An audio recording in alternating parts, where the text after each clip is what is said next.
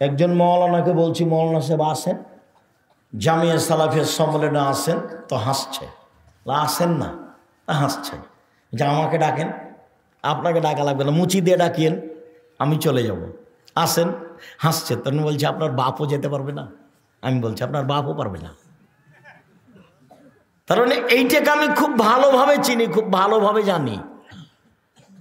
আমার 88 আগস্টের 20 তারিখ রোজ বুধবার বিকাল 3টে থেকে শিক্ষক আমি। 88 আগস্টের 20 তারিখ রোজ বুধবার বিকাল 3টে থেকে আমি শিক্ষক।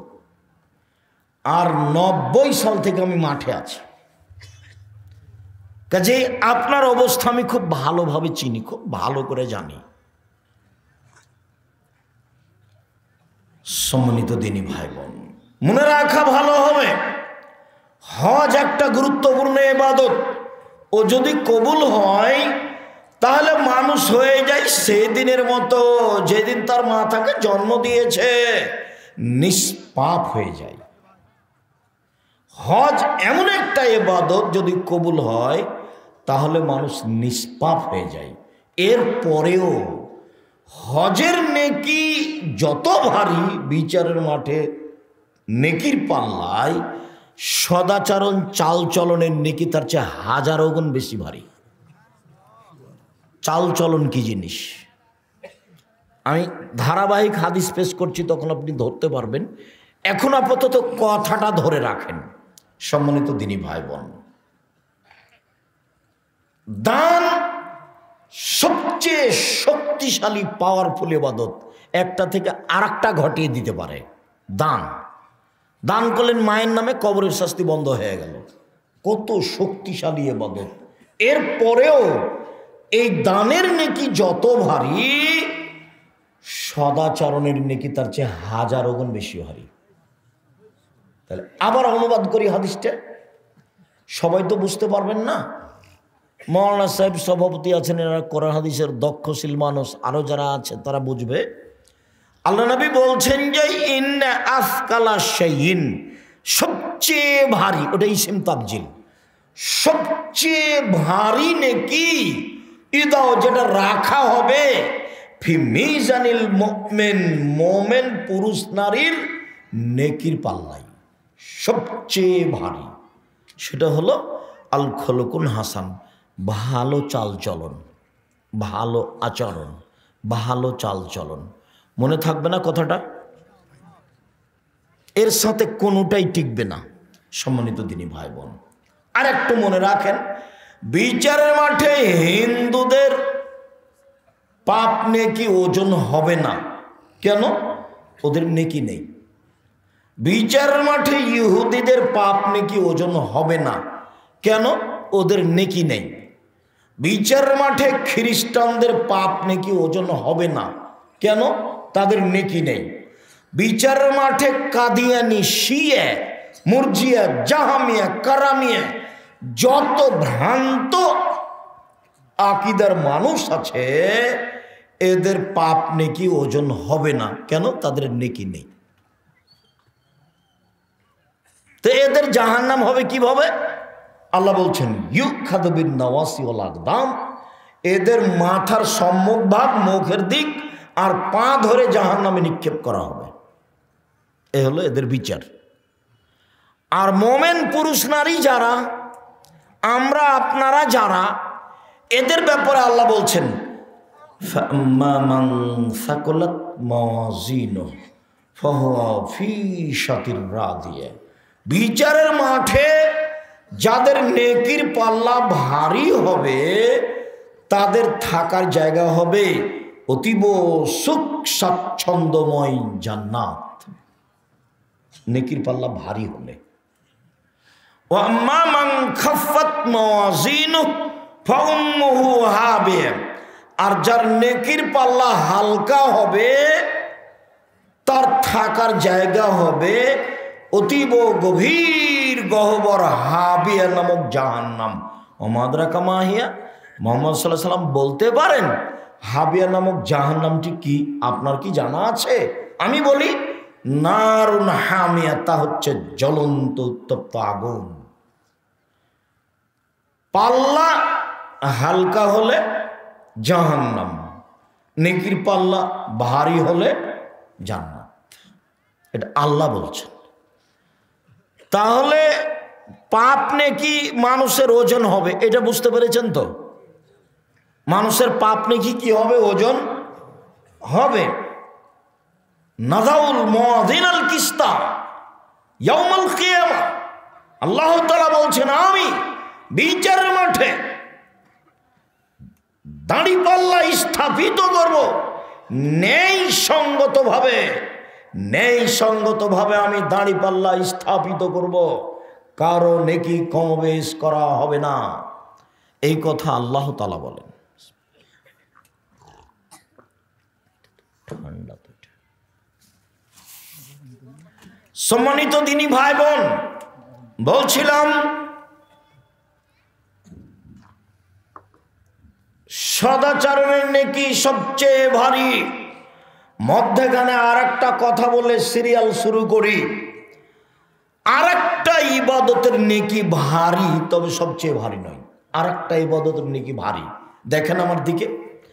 আবু হুরায়রা রাদিয়াল্লাহু তাআলা আনহু বলেন, রাসূল সাল্লাল্লাহু আলাইহি সাল্লাম বলেছেন, কালেমাতানে, দুইটি বাক্য, খাফিফাতানে, উচ্চারণে হালকা, হাবিবাতানে এলা রহমানে, রহমানের নিকটে প্রিয়, সাকিলাতানে ফিল্মি জানে, দাঁড়িপাল্লায় ভারী।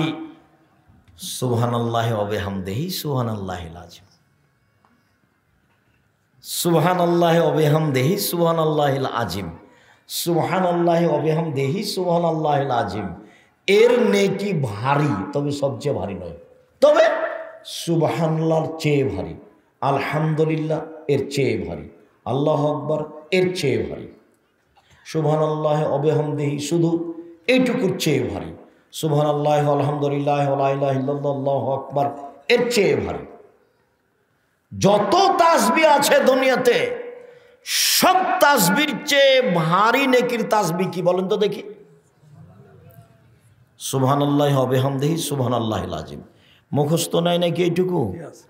দিনরাত খালি দোকানে বসে আড্ডা পিটো, তুমি বড় মোবাইল নিয়ে আর ল্যাংটা মেয়ে দেখো, মুখ দিয়ে বের হয় না কেন তোমার? শুধু খালি অন্যায় করে বেড়াও, দলীয় দাপট দেখাও, দল করো, সংগঠন করো। আজ থেকে ভুলে যাবা। 4টা কাজ জীবনে মনে রাখিও। 1, 5 ওয়াক্ত সালাত, বাস জান্নাত হবে ইনশাআল্লাহ। 2, হালাল রুজি, মানুষের বাড়িতে কাজ করে খেতে শিখবা। আড্ডা পিটা মানুষের টাকা মেরে খেও না। ব্যবসা করে খাবা, চকলেটের ব্যবসা করো, ঋণ নেওয়া লাগবে না। মারামারি করে, দাঙ্গামা হাঙ্গামা করে, জোর করে দখল করে কিছু করো না। হালাল রুজি উপার্জন করবো, দিন মজুরি করে খাবো। দিন মজুরি করে খাও, সন্ধ্যায় টাকা শেষ হবে, হিসাব নিকাশ কিচ্ছু নেই। চাকরি করো বৈধ, 25 দিনে টাকা শেষ হবে, 5 দিন ধার কর্জ করে চলবে, তাও ভালো। তো আব্দুর রাজ্জাক সাহেব কি করতে হবে তাহলে? ব্যবসা, পার্টনারে ব্যবসা করো। পার্টনারে ব্যবসা সবচেয়ে ভালো, তবে টিকে থাকা কঠিন।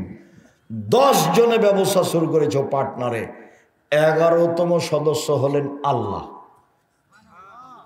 3 জনে ব্যবসা শুরু করেছ, 4র্থতম সদস্য হলেন আল্লাহ। 2 জনে পার্টনার ব্যবসা শুরু করেছ, 3য় জন হলেন আল্লাহ। একটু যদি 19-20 হয়, যদি 10 টাকা আপনি নিয়ে চলে যান আর একজনকে না বলে, আল্লাহ তখন বলবেন তোমরা থাকো, আমি গেলাম। তখন মারামারি লেগে যাবে, তখন মামলা হবে, তখন ব্যবসা ভেঙে যাবে। একাই ব্যবসা করেন, ভালো করেন একাই, তখন কি হবে? আত্তাজিরু আস-সাদিকু ইয়াকুনু ইয়াউমাল কিয়ামা মা শাহাদাতিদ্দিকিন। সত্যবাদী ব্যবসায়ীরা বিচারের মাঠে শহীদদের সাথে থাকবেন। সত্যবাদী ব্যবসায়ীরা বিচারের মাঠে সিদ্দিক, সালেহ, সৎ মানুষদের সাথে থাকবেন, নবীগণের সাথে থাকবেন। আবার বলছেন আত-তিজারাত মাল কিযব ওয়াল হালাল। ব্যবসা করলে অনেক সময় অনিচ্ছায় মিথ্যা কথা চলে আসে, অনেক সময় কসম চলে আসে। অতএব পৃথিবীর মানুষ একটা বুদ্ধি বলে দিই, আল্লাহ রাসূল বলছেন হাসুবুহু বিসাদকা, ওটা দান করে ওটা মিটিয়ে দাও, দান করে ওটা মিটিয়ে দাও। বাস ব্যবসা করো, দান করো। আর মূল জিনিস যদি বৈধ হয়, যেটা আমেরিকা থেকে আনছেন, লন্ডন, চীন, জাপান থেকে আনছেন, যেখানে যা টাকা লাগবে সুদ ঘুষ সব দিবেন, তবে মূল বস্তু যেন হালাল হয়, যেটা কিনছেন, যেটার ব্যবসা, এইটা যদি হারাম হয় তাহলে আর হবে না। ব্যবসা ভালো কাজ, তো ঋণ নিয়ে ব্যবসা করবেন না। তাই আমি পরামর্শ দিয়েছি কি দিয়ে ব্যবসা শুরু করতে হবে? চকলেট দিয়ে। তখনও কি ঋণ নেওয়া লাগবে? কলা লাগবে না। পরামর্শ মানে ধনী হতে হবে 25-30 বছর পরে, 35 বছর পরে। একদিনই ধনী হওয়ার বুদ্ধি ছেড়ে দিতে হবে। সম্মানিত দিনী ভাই বোন, বলছিলাম সব সময় এই 4টা কথা মনে রাখবেন: হালাল রুজি, 5 ওয়াক্ত সালাত, কোরআন তেলাওয়াত, আড্ডা পিটা হারাম। এই যে এটা দোকানে গিয়ে দাঁড়ানো হবে না, শুধু এইটুকু, আসসালামু আলাইকুম আহমদ, তোমার দোকানে লবণ আছে? জি আছে। 1 কেজি লবণ দাও। মরিচ আছে? জি আছে।